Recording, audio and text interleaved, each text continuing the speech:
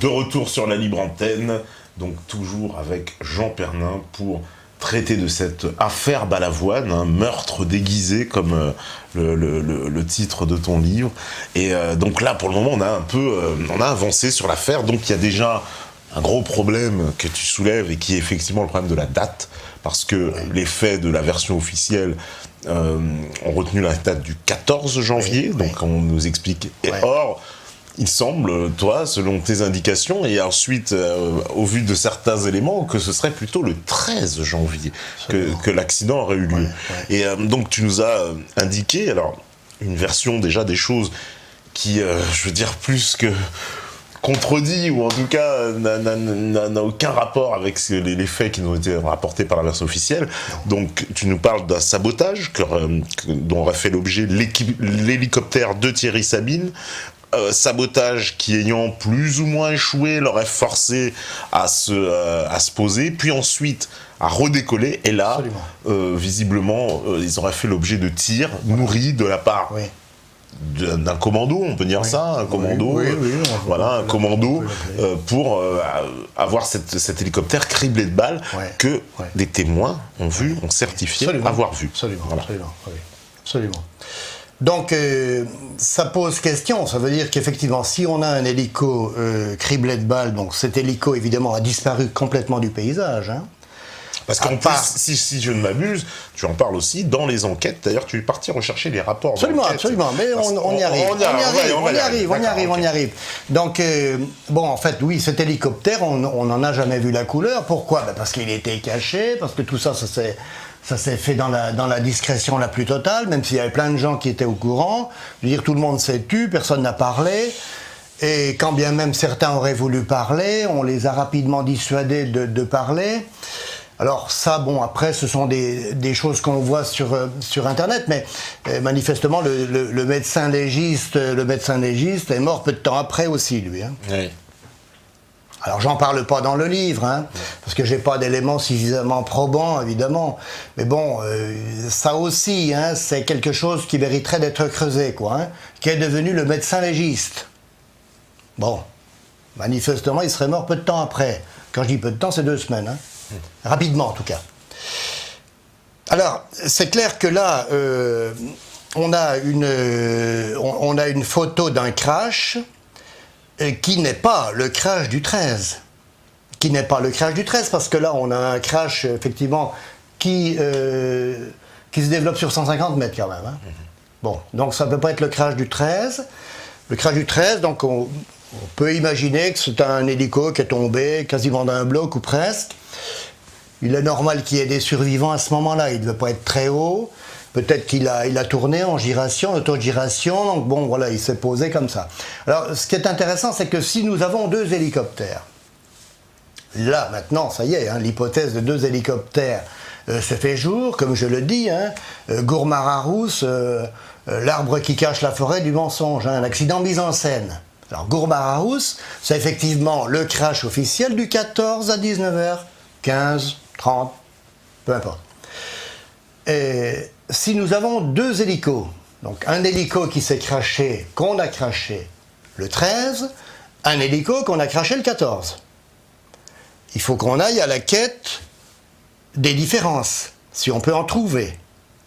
Alors, ce qui est intéressant, donc tu vas passer à la diapo suivante, l'empennage. L'empennage, alors. L'empennage. Juste... Ça, c'est la vidéo, donc il faut... Juste la vidéo, voilà. Alors, l'empennage, ouais. L'empennage, donc après les biais du Niger, là. Oui. Voilà, après les 2... L'empennage, hein. D'accord. Celui-là. Voilà, celui-là. Il est là, on le voit. Alors, voilà. Donc, voilà. Alors, ça, c'est intéressant. Là, on a l'empennage de l'hélicoptère craché. Craché. Oui. Voilà. Ouais. Alors, c'est très miraculeux parce qu'on a... Le micro. Ah, le micro est tombé. Pardon. Excusez-moi. Donc... Voilà, hop, voilà. Parfait. Très bien. Donc c'est très intéressant parce que on a une pièce qui est vraiment exploitable, c'est la base de l'empennage, qui n'a pas été touchée, hein, qui est quasiment intacte. C'est-à-dire que là on a une queue retournée. Hein. Ouais. Normalement, on a la béquille de queue là-haut. Donc la béquille de queue, c'est dessous, logiquement. Mais là, l'appareil s'est retourné. Donc ce qui fait qu'on a effectivement un empennage complètement exploitable, enfin une base d'empennage complètement exploitable, c'est-à-dire au moins sur la béquille de queue. Alors on regarde cette béquille de queue. Intéressante à regarder, elle est intacte. Alors, l'hélice quasiment intacte. Intact, ouais, on le voit parfaitement là. Alors l'hélice quasiment intacte, un pilote d'hélicoptère. Un pilote d'hélicoptère me dit récemment que pour lui, quelqu'un qui est venu à moi il n'y a pas longtemps, me dit pour moi, donc j'ai étudié effectivement ce crash, pour moi l'hélicoptère est tombé, moteur coupé. À grande vitesse mais moteur coupé, c'est-à-dire turbine coupée. Et il me dit parce que sinon on ne peut pas retrouver le rotor de queue dans cet état-là. D'accord. Un hélico qui touche le sol en pleine vitesse avec turbine à fond, Les hélices... tout éclate. Donc il me dit on peut pas retrouver, c'est impossible, hein, c'est pas possible de retrouver une hélice de rotor dans cet état. C'est-à-dire quasiment intact. Quasiment intact, ouais. On le voit. On est bien d'accord, ouais, on est quasiment intact. Il m'a dit ça, non, ça c'est pas possible. Donc pour lui, c'est l'hélico a touché le sol. Les turbines éteintes. Les turbines étaient coupées. D'accord. Alors après, il y a la question de qui pilotait, mais on va y arriver après. Donc ça, c'est intéressant. Donc on va déjà s'arrêter à la béquille de queue. Si tu peux passer à la photo suivante. La suivante, c'est l'hélicoptère. Voilà, alors voilà. Passe à la photo suivante. Voilà. Voilà, donc là, on a l'hélicoptère de Thierry Sabine. On a l'hélicoptère de Thierry Sabine qui effectivement a été photographié quelques heures avant le crash. Ah bah il y a son nom en plus en dessous. Voilà, il y a son nom qui est peint sous l'hélicoptère. Alors, c'est bien l'hélico de 86, puisqu'en 85, le pilote de Thierry Sabine le dit. Son nom n'était pas peint sous l'appareil. En 85, il n'y avait pas de Sabine sous l'hélicoptère. Donc c'est bien l'hélico de 86. C'est bien l'hélico de 86. Voilà, le photographe qui a pris cette photo me l'a confirmé. Oui, cette photo a été prise quelques heures avant le crash. Alors, c'est intéressant parce qu'on a l'hélicoptère de Thierry Sabine et on a la béquille de queue, donc on va essayer d'exploiter ça. Puisque nous n'avons qu'une béquille de queue exploitée pour le moment. On n'a rien d'autre. Alors, si tu peux passer à la photo suivante. Oui, alors là, on voit... Je vais remonter, voilà. Alors ça, c'est intéressant, parce que là, on remet en place les deux empennages. Ouais. Donc, d'un côté, à gauche, on a l'empennage de l'hélico craché, qu'on a remis en place, hein, dans la bonne position. Et à droite, on a l'hélico de Sabine en l'air. La partie d'empennage. Et on voit que... Qu'on repositionne, et on voit quoi? Bah, ça correspond pas. Eh ben, on voit très nettement qu'il y a une différence dans les longueurs de béquilles. Ah oui, clairement. Elles sont à la même échelle. Hein. Même les angles sont pas tous... Oui, alors les angles sont différents, et nous avons deux béquilles, enfin, nous avons deux empennages à la même échelle. Hein, il suffit de voir un peu. Voilà, donc ça veut dire que la longueur de la béquille de l'hélico de Sabine n'a rien à voir avec la longueur de la béquille de l'hélico craché. Déjà, ça c'est un problème, parce que c'est censé être l'hélico de Sabine. Eh ben oui, c'est censé être l'hélico... Dans la version officielle. Ah ben dans la version officielle. Donc ça pose déjà un gros problème, ça. Alors, des experts, évidemment, parce que moi j'ai confié ça, moi je suis pas un expert en aviation, en avion, en hélicoptère, etc. Mais bon, quand on montre ces photos à des experts, ils disent, attendez, c'est pas nécessaire d'avoir fait Sciences Po ou je sais pas quoi, Arts et Métiers. Sciences Po non, parce que ça c'est Sciences Po. Pour les incapables. Ça c'est pour les incapables. Mais par contre, Arts et Métiers ou Polytechnique, je veux dire, c'est pas nécessaire d'avoir suivi ça hein, pour le voir. Hein. Ah bon, on voit immédiatement la différence. Non, on est d'accord. Ah, hein. ouais, c'est très évident. Bon, donc là, on a déjà quand même un premier indice qu'on n'a pas les mêmes hélicoptères. Ça, c'est embêtant quand même. Ah, mais c'est très embêtant. C'est très embêtant, il faudra qu'on nous l'explique. Alors, on va encore avancer pour arriver sur quelque chose de très important, qui est une déclaration. Bon, un jour, là... Alors voilà, ça c'est énorme. Attends, un jour, là... Ça c'est énorme, ça. Ça c'est énorme. Ça c'est une interview de la mère du pilote, Albina Dubois-Rouvray, réalisée en janvier 2011, à l'occasion du 25e anniversaire de la mort de son fils, qu'on voit là. Ouais, d'accord. François-Xavier Beignot. C'est lui qui est en photo. C'est lui qui est en photo à droite là. Voilà. Et j'ai eu au téléphone la journaliste qui l'a interviewé. Mais qu'est-ce qu'elle nous dit, Albina Dubois-Rouvray, dans son interview? Que le premier témoin du crash a attendu 3 heures. Il est rentré au bivouac, il a quand même attendu 3 heures avant de prévenir les secours. C'est incohérent, ça, c'est pas... Je suis allé le voir, c'est ce qu'elle dit, c'est là. Ouais. Je suis allé le voir et j'ai hésité à porter plainte contre lui pour non-assistance à personne en danger. Pour l'exemple, mes proches m'en ont dissuadé. Donc ça veut dire quoi? Ça veut dire que Albina Dubois-Rouvray, la mère du pilote, a appris, elle ne l'avait jamais dit avant, que le premier témoin du crash a attendu, il est rentré au bivouac, et il a attendu 3 heures, il était soi-disant en état de choc. Hein.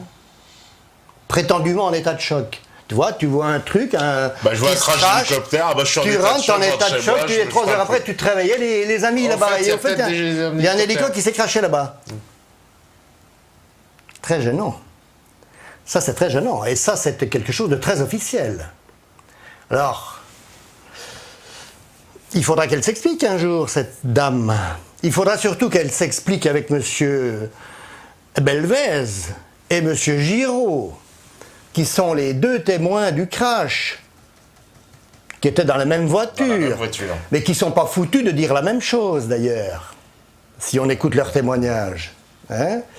Il y en a un qui dit, Belvez, bon, l'hélico se crache à 20-50 mètres de notre voiture, de notre 4x4, à grande vitesse. Hein? À grande vitesse, il est passé à très grande vitesse. Il est vrai qu'il s'est crashé manifestement à 200-220 km/h, vitesse de croisière. Hein? Une accélération fulgurante. Bon. Mais il dit, on n'a rien pour sauver qui que ce soit. On rentre au bivouac, on rentre notre carton et on prévient un hélico qui est tombé là-bas. Il le dit. Alors, elle dit, il a attendu 3 heures. Il va falloir que ces gens-là se mettent d'accord. Bon, Monsieur Giraud, qu'est-ce qu'il nous raconte, lui, en janvier 2015? Lui, ça entend encore une autre version, lui. On pourra l'écouter tout à l'heure. Lui, il dit, on s'arrête, on voit les corps. Ils sont tous morts. On reconnaît Thierry Sabine. Lui, son diagnostic, il est rapide. Hein, ils sont tous morts. Et qu'est-ce qu'il en sait en plus? Ah, il n'en sait rien. Il n'en sait rien. Voilà, que Belvez dit, on n'y va pas. Lui, il dit, nous, on voit les corps. Belvez ne dit pas, jamais, il le dit. De plus, qu'est-ce qu'il nous dit? Que va devenir maintenant le Dakar sans Thierry? C'est mon premier souci. Ah non, c'est son premier souci. Que va devenir maintenant le Dakar sans Thierry? Enfin, c'est un truc dans ce style. Enfin, non, quand on entend ça, mais enfin, bon, il y a de quoi se mettre la tête contre les murs, quoi. Hein, je veux dire, ces gens-là, à un moment donné, il va falloir qu'ils s'expliquent, qu'ils se mettent d'accord. Donc, déjà, entre eux, ils sont dans la même voiture, ils ne sont pas foutus de donner le même témoignage. Hein? La mère du pilote, il faut qu'elle s'explique aussi. Qui a attendu 3 heures? C'est écrit. Là. Dans son interview. C'est même une accroche, l'alerte a trop tardé à être donnée. C'est même l'accroche du journal. Alors là, c'est quand même des énormités. Hein, alors moi, je veux bien qu'on m'explique que la version officielle, etc. Enfin, là, on est en train de la casser, quoi. Là, on la désosse totalement, la version officielle, là, avec des choses comme ça. Qui l'a dit que le témoin avait attendu 3 heures? T'en as entendu parler, toi? Ah non, pas du tout. Moi non plus. Non. On n'en a jamais entendu parler. Donc il y a bien quelqu'un qui lui a dit, en tout cas, elle ne peut pas le dire comme ça. Il y a bien quelqu'un qui le lui a dit. Alors, qui le lui a dit? C'est forcément quelqu'un qui est au courant. Qui était au courant, proche. Voilà. Alors, l'hypothèse maintenant qu'on peut émettre assez facilement, comme le crash de la veille, c'est raté totalement. Il a fallu organiser une mise en scène pour le lendemain. Et qu'est-ce qu'on a fait? On a forcément amené les corps de la veille. qui était, alors là c'est un autre journaliste qui le dit, que j'ai eu au téléphone d'ailleurs, qui l'a écrit dans un article de Paris Match, c'est Gérard Joigny, qui, dès que Belvez est rentré au bivouac avec Giraud, est reparti avec le 4x4 Mercedes Europe 1 sur les lieux du crash. Alors quand je dis à monsieur Joigny, mais à quelle heure êtes-vous retourné? Je lui dis, vous savez que le premier témoin du crash a entendu 3 heures en prévenir des secours? Ah ben il ne sait pas. Ah il ne sait pas, ils ne savent plus rien. Hein, d'un seul coup, il y a une amnésie, quasi générale. Alors on raconte n'importe quoi, on dit n'importe quoi, mais on ne sait plus rien, on ne sait plus à quelle heure. C'est un truc important quand même, on sait bien à quelle heure on arrive sur les lieux d'un accident pareil. Ah ben il dit, mais je ne sais plus moi. Je lui dis, mais vous savez, mais c'est la mère du pilote qui le dit, c'est pas moi qui l'invente. Alors, à quelle heure vous êtes retourné? Ah ben je ne sais pas. Bon, alors, vous êtes retourné, vous dites dans votre article que vous avez retrouvé 4 corps intacts et non méconnaissables, arrangés en arc de cercle, disposés en arc de cercle, autour de la carcasse principale. Tout à fait. Un peu à droite, c'était le corps du pilote. Mais ils sont intacts, ils ne sont pas méconnaissables, ils sont intacts. Il reconnaît Daniel avec son diamant à l'oreille gauche ou je ne sais plus où. Alors j'ai dit, monsieur, il y a un gros problème là. Il y a un gros problème. Alors, tu peux passer au rapport d'accident, parce que là, on va en parler.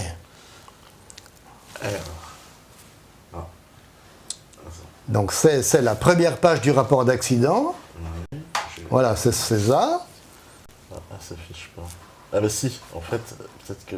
D'accord. Non, bah celle-là, il la veut pas. Je sais pas. Je vais afficher l'écran. D'accord. Il va l'afficher à l'écran, d'accord. Ok, bon, donc là on a le rapport d'accident. Alors, rapport d'accident, en 2008, je suis allé à la chasse du rapport d'accident. Oui, voilà, donc tu expliques, tu t'es harcelé, t'es allé voir, ils t'ont dit qu'est-ce que c'est celui-là, mais bon, on va lui donner son rapport. Alors, rapport d'accident, il y a le BEA. Voilà, donc Bureau des enquêtes. Bureau d'enquête et d'analyse pour les accidents de l'aviation civile. Nous avons l'aérospatiale, évidemment, qui a construit l'hélicoptère. Voilà. Et nous avons le pays dans lequel ça s'est produit, c'est-à-dire le Mali. Le Mali. Voilà, le Mali. Alors, moi, la première démarche qui est la mienne, c'est l'aérospatiale. Il faut savoir que les rapports d'accident sont publics. Tout le monde doit y avoir accès, peut y avoir accès. Alors, ne va pas chercher dans les dossiers du BA, il n'existe pas. L'aérospatiale a fait des recherches, soi-disant, jusqu'au jour où je leur ai dit, écoutez, maintenant ça commence à bien faire. On a un documentaire en préparation sur cette histoire, et c'était vrai qu'à l'époque on en avait un. Nous allons dire que vous faites de la rétention d'informations. D'accord? Moi je leur ai dit. Oula, ça n'a pas traîné. L'après-midi, j'avais un coup de téléphone d'une responsable du BEA qui m'a dit, bon, vous êtes à la recherche du rapport d'accident? Oui, je lui ai expliqué. J'ai écouté, oui, parce que cet accident est très étrange. Donc le rapport d'accident est public et oui, j'aimerais en disposer d'un exemplaire. Ben, elle m'a dit, écoutez, bon, laissez-moi un peu de temps, je vais regarder dans le dossier. Je sais pas, une semaine ou deux après, je la recontacte, elle me dit, écoutez, je suis absolument désolé, le dossier est vide. Vide! Comment est-ce possible? Ça, c'est pas possible aussi. C'est pas possible. Tu te dis, non, mais attendez. Comment l'État... C'est une plaisanterie ou quoi, là? Sachant que le BEA, c'est un organisme de la gendarmerie. Ah ben, tout à fait officiel. Tout à fait officiel. C'est l'État, tout ce qu'il y a de plus officiel. Alors, j'ai dit, mais attendez, c'est une plaisanterie. Non, je vous assure, le dossier est vide. Alors, ah bon, mais alors, on le trouve où, le rapport d'accident? Alors, il n'est pas à l'aérospatiale, il n'est pas chez vous, alors il est où, ce rapport d'accident? Ben, elle me dit, écoutez, on va faire une démarche par le quai d'Orsay, auprès de notre ambassade au Mali, pour essayer de le trouver. Ok, c'est monsieur Intel qui va s'occuper de ça, très bien. D'accord, on vous tient au courant, parfait. Alors là, ça a duré des mois. Hein. Alors moi je l'appelais, ce monsieur, il me dit oui, mais j'ai encore rien reçu, etc. Je dis bon, à un moment donné, c'était en novembre, je crois, j'ai dit écoutez monsieur, bon, ça commence à bien faire. Hein. Ça vous embête de me donner les coordonnées de votre interlocuteur malien, donc directeur de la sécurité aérienne, monsieur Oubarma d'ailleurs, qui était très, très sympathique. Et il me donne son numéro de téléphone, tout simplement. Donc je l'appelle, je lui dis écoutez, voilà, je lui explique la démarche. On me dit écoutez, on vient de déménager, donc laissez-moi un petit peu de temps. 2 semaines après, Patrick, j'avais le rapport d'accident en pièces jointes, avec un mail. Alors, monsieur Oubarat, bonjour Jean, enfin, on a l'impression... via le Mali, c'est ça qui... On avait l'impression qu'on s'était connus depuis toujours. Enfin bon, vraiment, j'ai eu le rapport d'accident, voilà, du crash, évidemment, du crash officiel. Et donc, pour l'anecdote, hein, vraiment c'est pour l'anecdote, j'appelle la dame du BEA, je dis, j'ai le rapport d'accident. Hein. C'est le Mali qui me l'a communiqué. Elle me dit, mais attendez, c'est le monde à l'envers. Je dis, à qui le dites-vous? Puis moi, je suis quand même un particulier, je fais une démarche, hein, je passe un coup de fil au directeur de la sécurité. 15 jours après, j'ai le rapport d'accident, moi. Hein. Et vous mettez des mois sans le retrouver. Alors que c'est officiel, le BEA, l'État français, etc. Mais... Alors, très gêné. Elle me dit, vous pouvez m'en communiquer un exemplaire? Ah, ça c'est oui, voilà, c'est le monde à l'envers là. Ça c'est le bouquet, c'est le bouquet. Je dis, attendez madame, il faut que je demande à monsieur Oubarat s'il est d'accord. Oui. Alors lui, il me répond, alors toujours bonjour, Jean, très sympathique, enfin bon. Il me dit, pas de problème pour communiquer le rapport aux collègues du BEA. Tu me croiras si tu voudras. J'ai essayé au moins 5 ou 6 fois d'envoyer un mail avec ce rapport en pièce jointe, il n'est jamais parti. Oui, c'est... Jamais parti. Et chaque fois. Donc là, j'y ai vu la main de là-haut qui a dit non. Parce qu'il est parti j'ai 4 ou 5 amis qui sont dans ma démarche, qui ont eu sans problème le rapport d'accident. Le BEA, c'est jamais parti. Ça, le mail n'est jamais parti. Le mail ne veut pas partir. Donc ça veut dire quoi? Ça veut dire qu'on bloque là-haut. C'est-à-dire non. Ça marche comme ça, hein, faut le savoir. Hein. Donc alors, on va essayer de parler un peu du rapport d'accident. On va pas tout le détailler parce que c'était trop long. Ça serait trop long, mais il y a quand même 2-3 éléments. Il y a des éléments qui sont hyper. Alors les éléments qui sont hyper intéressants et qui collent pas du tout avec les témoignages, en tout cas de Monsieur Joigny. J'y reviens.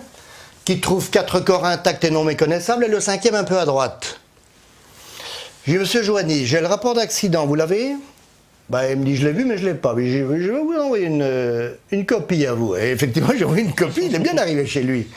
J'ai dit, Monsieur Joigny, le rapport d'accident nous dit que le crash a une longueur de 150 mètres, on est d'accord. Que l'hélicoptère a touché le sol en piqué. Ça, c'est encore une étrangeté, parce qu'il n'y a aucun cratère. Hein. Ouais, on aurait dû voir un hélico qui touche le sol à 220 km/h.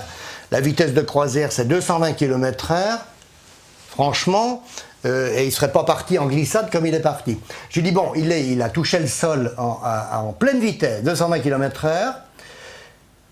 Il a heurté un arbre, il s'est retourné. C'est pour ça qu'on a un empennage intact. L'appareil a touché, hein, donc l'empennage, il n'a pas touché, et après il s'est retourné. Voilà. Il a continué à 10 mètres du point d'impact. C'est le rapport d'accident qui le dit, hein, c'est le détail là. À 10 mètres du point d'impact, l'habillage et les portières de l'hélicoptère se détachent. C'est-à-dire que t'es tout nu dans ton truc, quoi. On va dire ça comme ça. C'est comme tu es en bagnole, tu es sur le plancher, tu vois. Hein, tu es sur le plancher, voilà, c'est sur les 4 sièges, il n'y a plus de toit, il n'y a plus rien, plus de 4 trous, et tu glisses, et tu te retournes. Ouais. Et là-bas au bout, où l'épave s'arrête, il retrouve 4 corps intacts et non méconnaissables. Je lui dis, monsieur, vous avez assisté à une mise en scène. Alors il me dit, bon, ben, vous me troublez. Je dis, enfin, attendez, troublez, je vous trouble. Mais vous-même, vous êtes pilote d'hélicoptère. Comment pouvez-vous imaginer qu'au bout d'un crash pareil, on retrouve des corps intacts? Il dit, quand il touche le sol à 220 km/h, ça éclate de partout. Ouais. C'est de la charpie. Ouais, les corps, on ne peut pas les retrouver. C'est de la charpie. C'est de la charpie. L'écureuil est un appareil très léger. Alors, je lui ai dit, c'est une mise en scène. Et forcément, la veille, on a amené les corps de la veille. Alors, qu'est-ce qui s'est passé pour notre histoire des 3 heures, là? Nos 2 témoins, là, ils sont arrivés au mauvais moment. Au moment où, justement, on faisait cette mise en scène. Et qu'est-ce qu'on leur a dit à ces gens-là? Vous la fermez. Vous la fermez pendant 3 heures. Parce que si vous la ramenez avant 3 heures, le temps qu'on fasse... Qu'on a ce qu'on a à faire. Mise en scène de très mauvaise qualité entre nous, hein, grossière. Bon, c'est grossier, quoi. Je veux dire, c'est pas imaginable. Je comprends même pas comment un journaliste ne s'est jamais interrogé là-dessus. Alors si, tu as des journalistes, entre autres Patrick Chêne, qui te parlent de bouts de bras et de bouts de tête mis dans des sacs poubelles. Ah bah c'est plus des corps intacts là. Ah oui, mais justement, voilà une contradiction entre deux personnes qui sont censées, là aussi, être témoins de cette histoire. Il va falloir qu'ils s'expliquent un jour, ces gens-là. Donc, alors il y a ça, c'est un premier problème, évidemment. Alors, je veux dire, des corps intacts, non méconnaissables, autour de la carcasse, c'est pas étonnant si ce sont les corps de la veille qu'on a amenés. Les corps de la veille, l'hélicoptère est tombé, bon, les têtes étaient gonflées. C'est normal, le choc. Hein, voilà, les têtes étaient gonflées, mais bon, voilà, c'est tout. Et ceinture abdominale, sur Sabine, enfin bon, problèmes abdominaux, la ceinture, le harnais de sécurité, bon, tout ça c'est normal, je veux dire, c'est comme dans une voiture, hein, c'est pareil. Donc, je veux dire, ça tient avec la mise en scène. Ça tient bien avec la mise en scène, ça. Alors, autre question qui nous interroge, c'est pourquoi l'aérospatiale s'est dépêchée d'emmener la planche de bord? Ah oui, alors ça aussi. Ah ben parce que oui. dans le crash, Et oui, ils expliquent oui, qu'on oui. retrouve quelque chose. Alors c'est ça qui est assez extraordinaire. On va retrouver justement voilà la planche de bord intacte. Ah, là, comme si et emmenée rapidement. et emmenée rapidement. Et elle est toute intacte visiblement. Ah, C'est mais ça. Il y a oui. des témoins et tout. Ils Oui, disent oui. mais elle était Ah non, mais elle est emmenée comme rapidement. si presque on l'avait démontée et non pas un crash. Enfin c'est. Alors, emmenée rapidement. Alors, qu'est-ce que nous dit un pilote que j'ai eu donc récemment au téléphone? Et je lui ai dit, écoutez, bon, comment a pu se produire ce crash du 14 au soir? Est-ce qu'on a mis quelqu'un dedans? Il m'a dit, oui, bon, quelqu'un qu'on aurait voulu sacrifier ou que ce sacrifié, j'y crois pas trop. Mais il me dit, à l'époque, un téléguidage était très facile à faire. Et un téléguidage, c'est quoi? C'est un boîtier derrière la planche de bar. Et on prend les commandes de l'appareil, c'est comme un jouet. C'est pareil, je veux dire, on fait décoller un hélico comme on fait décoller un appareil de modélisme. Ceux qui font de l'aéromodélisme. C'est exactement ça. Donc il me dit, mais à l'époque, c'était tout à fait faisable. Il y a bien longtemps qu'on fait ça. Et il me dit, là, le boîtier de commande derrière la planche de bord, évidemment. Et on a emmené la planche de bord. Pourquoi? Ben parce que toutes les preuves sont dans la planche de bord. Toute l'instrumentation est là.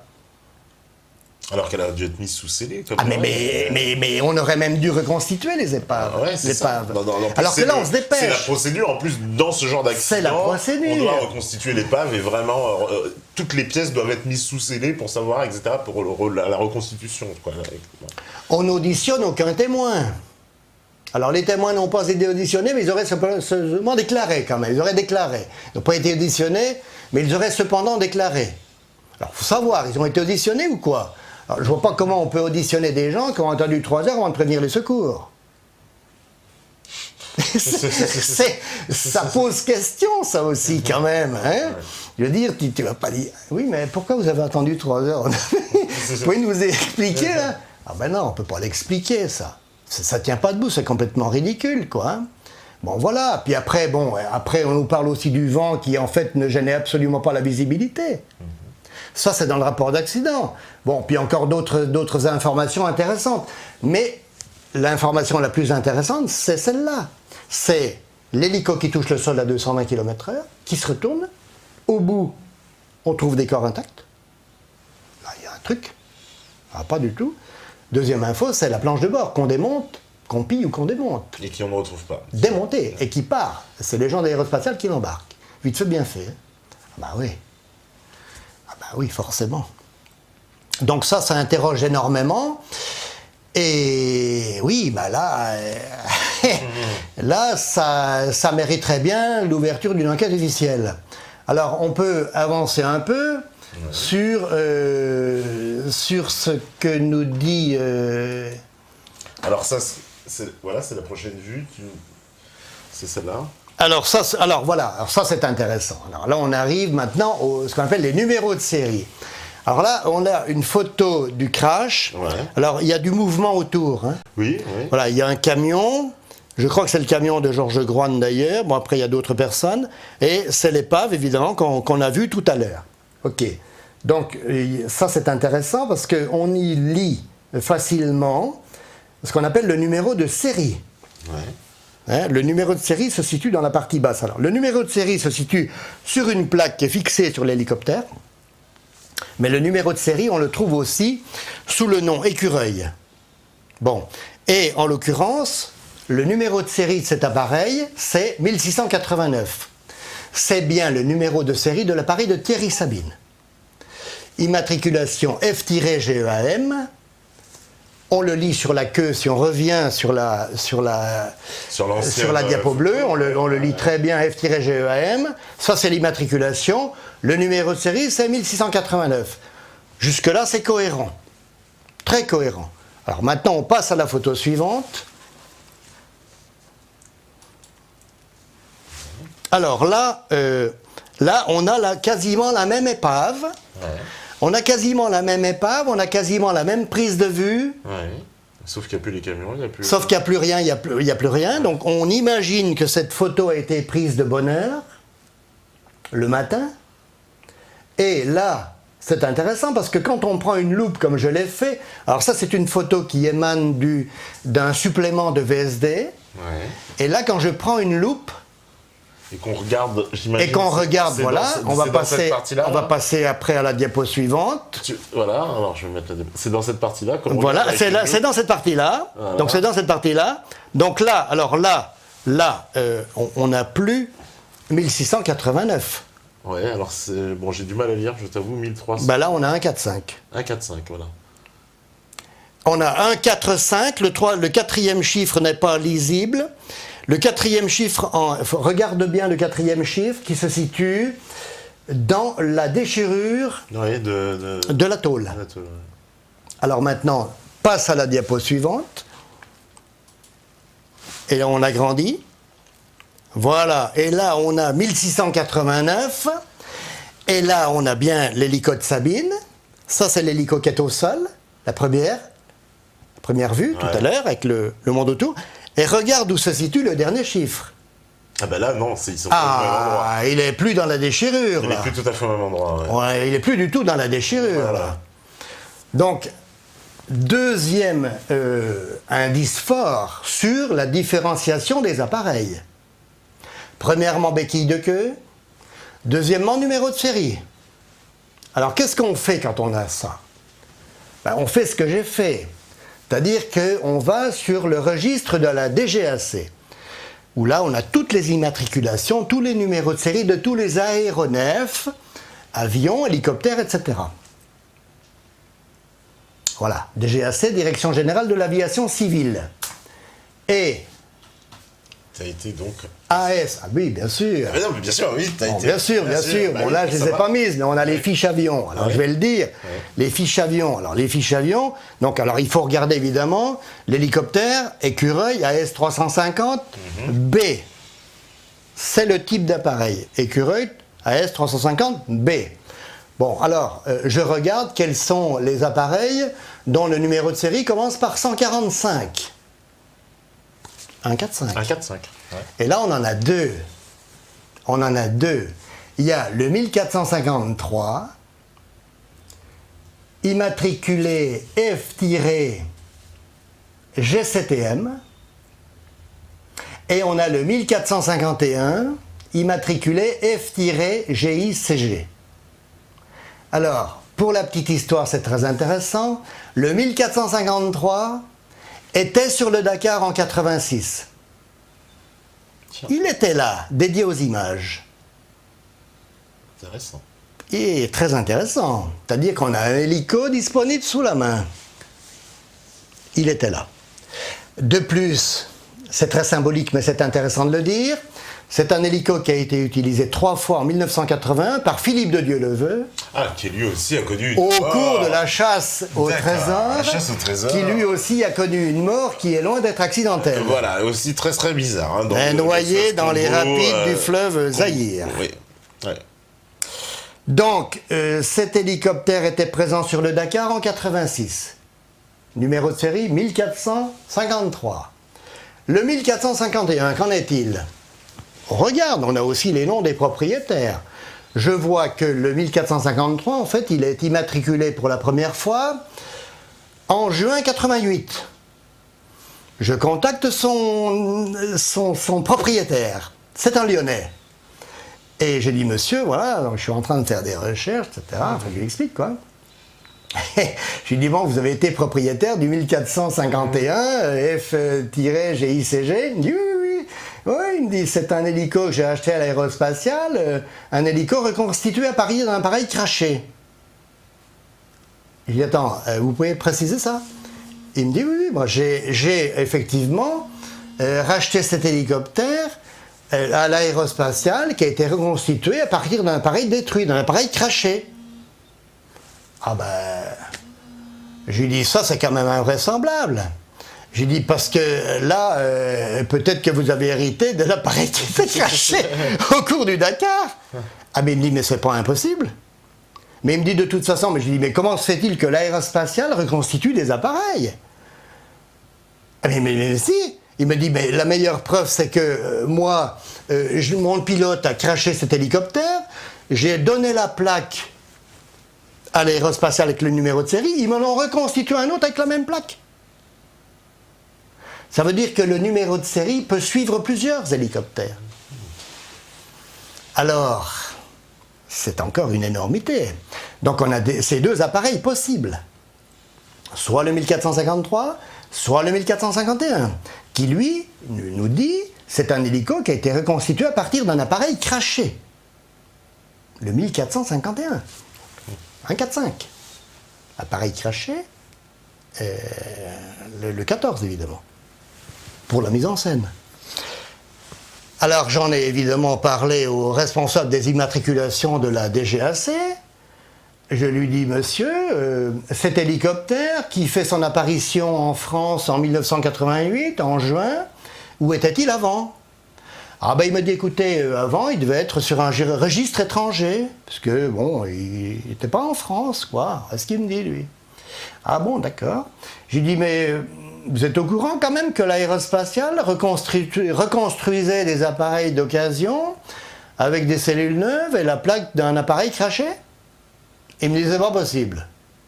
Ah ben j'ai dit, écoutez, c'est pas possible, c'est tout à fait possible, puisque je connais quelqu'un qui, à deux reprises, a eu un appareil reconstitué à partir de la plaque, qu'il a récupéré, qu'il a donné à l'aérospatiale, qui lui a reconstruit un hélicoptère.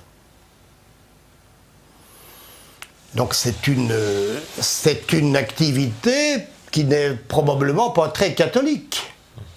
Hein, c'est comme si toi, tu craches ta bagnole, tu vois, hein, tu enlèves la plaque, hein, où il y a toutes les... Bon, il y a le numéro de série, il y a tout dessus, hein, et tu donnes ça à Renault, tu dis, ah, ouais, refaites-moi une bagnole avec la plaque, là, hein, c'est-à-dire tu as le même numéro de moteur, enfin, je pense qu'il y a sur une plaque de voiture. Donc voilà, donc ça, c'est encore une anomalie importante. Alors, si tu passes à la diapo suivante... Oui. Voilà, alors là on a fait plusieurs essais évidemment, où là on trouve le 1689, et là le 145, le 145 ressort bien, hein, et on voit bien donc la différence entre la position du dernier chiffre à gauche, la position du dernier chiffre à droite qui est dans la déchirure. On a quasiment les mêmes prises de vue, les mêmes angles de vue, il n'est pas possible qu'on ait ça. Donc on a deux preuves, en tout cas des indices forts, qu'on a bien affaire à deux appareils différents. C'est clair et net. De plus, il y en a un qui est sur le Dakar en 86. Le 1453. Il est là, il est sous la main, il est là. Ça mériterait quand même qu'officiellement on s'y intéresse à tout ça. Même 30 ans après. Voilà, donc ça c'est quand même quelque chose d'énorme, quoi. Quand j'ai trouvé ça, j'ai dit là on dépasse tout, quoi. Hein. On va très loin. Alors, ce qu'il faut savoir aussi, c'est que si on revient à cette journée du 13 janvier, et là on a un témoignage intéressant du père de monsieur de Sabine, Gilbert Sabine. Gilbert Sabine, le père de Thierry Sabine. Ouais. Le père de Thierry Sabine, qui nous dit d'ailleurs, il y a un extrait vidéo, hein, donc ça c'est une émission, un documentaire inédit, donc, qui date de janvier 2015, c'est pas vieux. Hein. Qu'est-ce qu'il nous dit, monsieur Sabine? Et là, on va arriver au mobile de l'affaire. Les gens doivent se demander pourquoi. Oui, bah... Le mobile. Je ne peux même pas les voir en question, je sais. Le mobile, voilà, le mobile. Alors, monsieur Sabine nous dit que dans l'après-midi du 13 janvier, Thierry lui a téléphoné et il le dit, je ne le sentais pas. Je ne le sentais pas. Il n'était pas comme d'habitude. Il était très mal, je ne le sentais pas. Et lui-même, M. Sabine, dit, j'étais très mal après son coup de fil. J'étais d'autant plus mal après son coup de fil qu'un mois plus tôt en Normandie, Thierry Sabine avait rédigé son testament.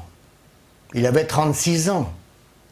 Un mois avant, il avait rédigé son testament. Le 13 dans l'après-midi, il téléphone à son père, qui l'a senti pas bien du tout, qui lui-même n'était pas bien du tout après ce coup de fil. Que s'est-il passé à ce moment-là? Pourquoi Thierry Sabine était si mal? Pourquoi a-t-il rédigé son testament un mois avant? Dans quel engrenage était-il embarqué? Quelle était la menace qui pesait sur lui? Ce sont des questions. Ce sont des questions. Alors, on en arrive maintenant au mobile.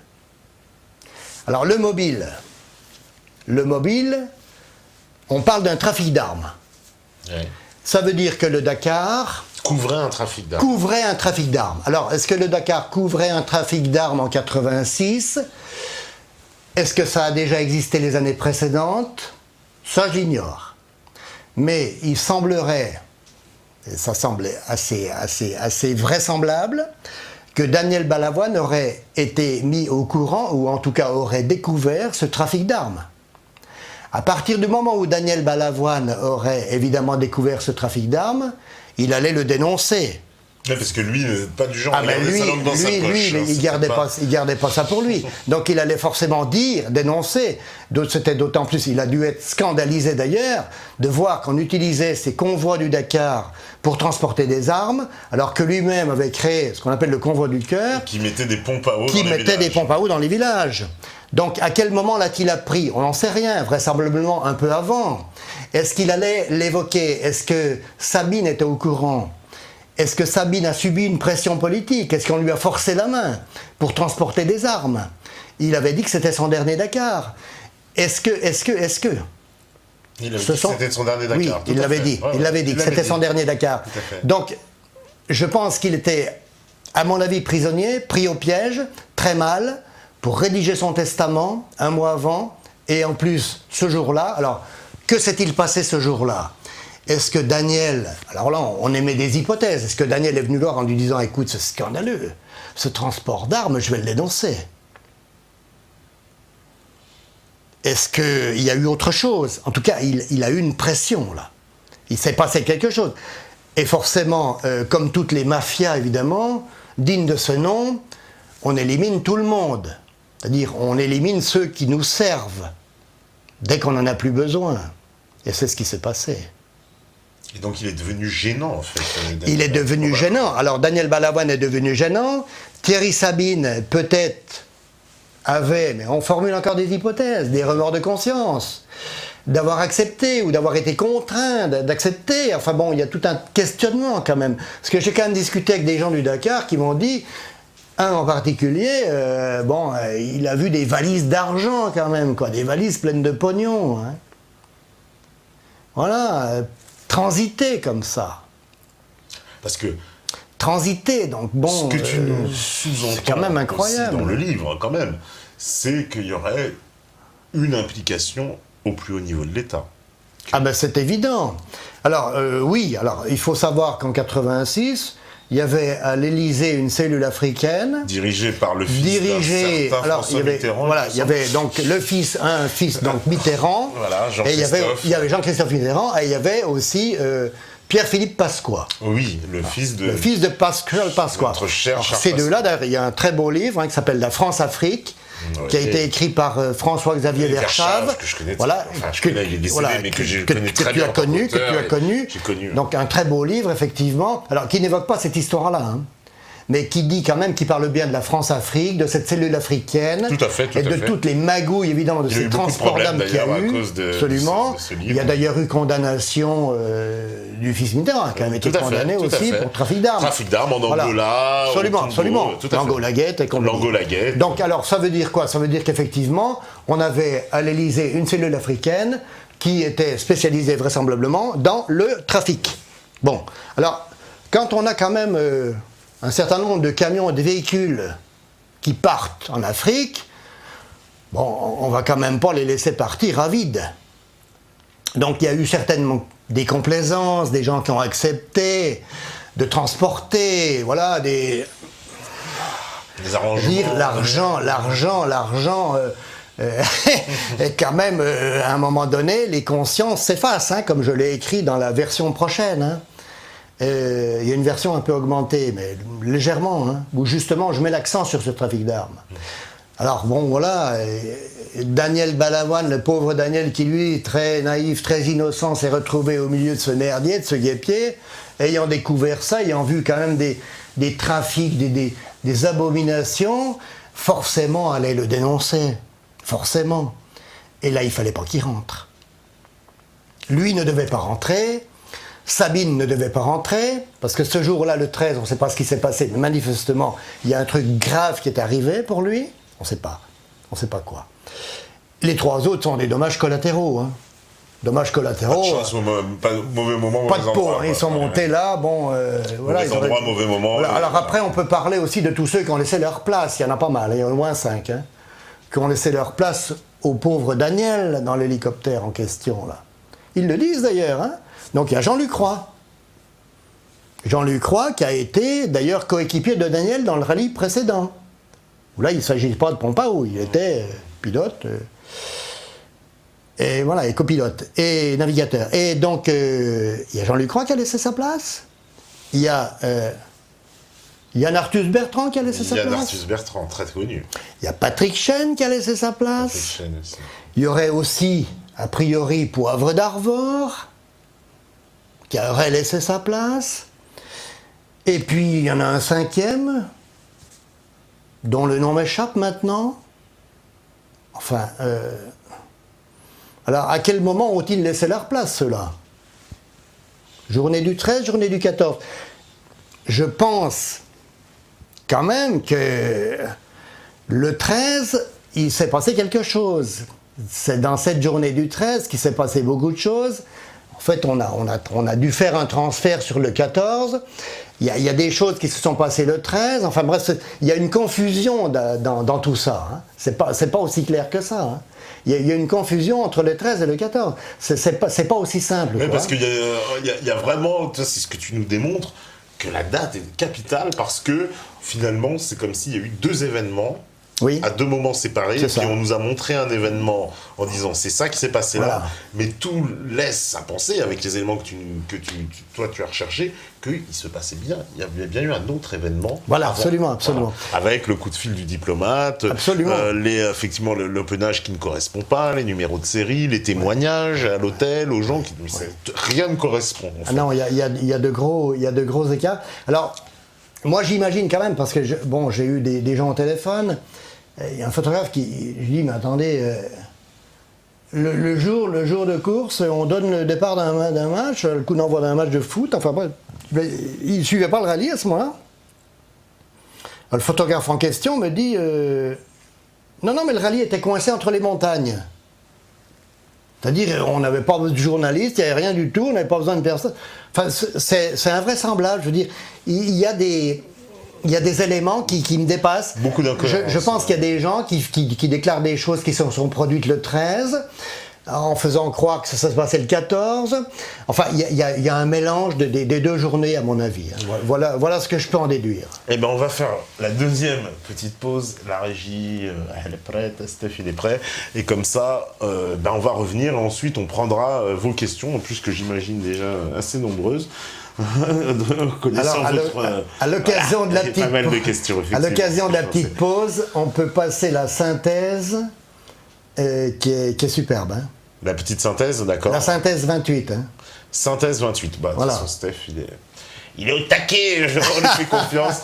Puis il va nous mettre des petits sons de Balavoine aussi, parce que c'est quand même musique, un peu. Donc c'est bon, c'est prêt, Steph. Et c'est parti, on y va. Et on revient juste après, toujours avec Jean Pernin. À vous, la régie.